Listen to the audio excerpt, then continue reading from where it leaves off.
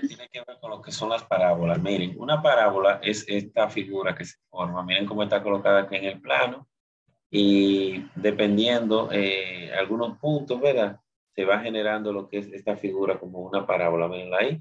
Pues ustedes se dan cuenta que esa parábola está indicando como hacia arriba, pero también pudiera estar aquí en una forma así para la izquierda. También pudiera estar aquí a la derecha, también pudiera estar hacia abajo aquí, dentro de cualquiera de los cuatro elementos, de los cuatro espacios que se forman al crear la recta completa, al crear esta forma con el eje X y el eje Y, se pueden formar diferentes formas que la parábola indique hacia diferentes lados, no tiene que ser exactamente hacia arriba.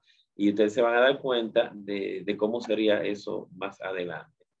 Um, en esta parte vamos a decir lo que es una parábola y lo que serían sus partes, que son esto, el foco, directriz, vértice y lado recto. Entonces, una parábola se define como una curva envolvente de las rectas que une partes de puntos homólogos en una proyectividad semejante, o sea, va con un desplazamiento semejante.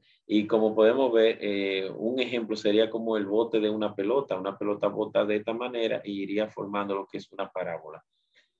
Para poder medir, por ejemplo, eso, tendríamos que poder en esta figura colocar lo que sería una forma de cómo la parábola que va formando aquí la pelota, también que dentro de lo que son los ejes cartesianos pudiéramos colocarlo y aquí poder expresar figuras como esta en este tipo para poder medirlos.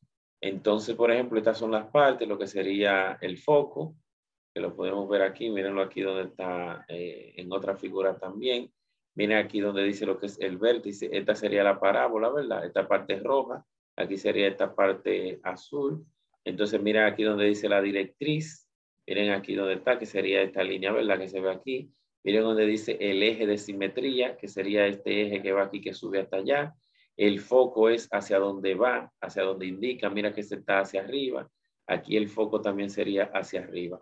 Entonces miren aquí como cada una de las palabras, por ejemplo, el foco es el punto fijo donde crece la parábola, mírenlo ahí hacia arriba, el foco es hacia arriba de esta parábola, la vértice es el punto de intersección de la parábola con el eje, o sea, aquí miren cómo va, por ejemplo, subiendo el eje y aquí choca con la parábola, ese es el vértice, ese puntito de ahí. Entonces también está el eje de simetría, es la recta perpendicular a la directriz que pasa por el foco, mírenlo ahí, este eje de simetría, miren cómo aquí se puede ver el eje de simetría que pasa por lo que sería aquí el foco, porque va indicando ahí hacia arriba, mírenlo ahí el eje de simetría. Entonces aquí también tendremos lo que sería la directriz, es la recta fija perpendicular al eje de simetría. O sea, si aquí tenemos el eje de simetría que va hacia arriba, aquí la directriz sería esta línea que va aquí.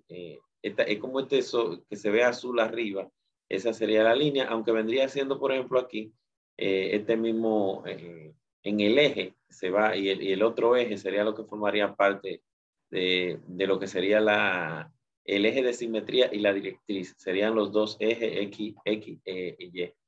Entonces ya lo que es el parámetro es la distancia del foco a la directriz. Eso tiene que ver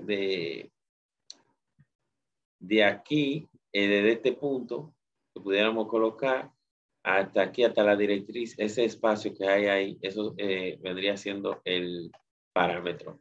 Esta parte de las ecuaciones de la parábola de diferentes formas, que podría ser ordinaria, canónica y general, también este último punto, quisiera como que primero hiciéramos algunos ejercicios que tengan que ver con la parábola para luego y entender un poquito bien cómo está conformada la parábola, qué es lo que es una parábola y cómo está conformada, para que luego pasemos a esta parte de teoría. Como se dan cuenta, La ecuación es de una parábola en un vértice HK, o sea que está en H y en K los puntos, y eje paralelo al eje X.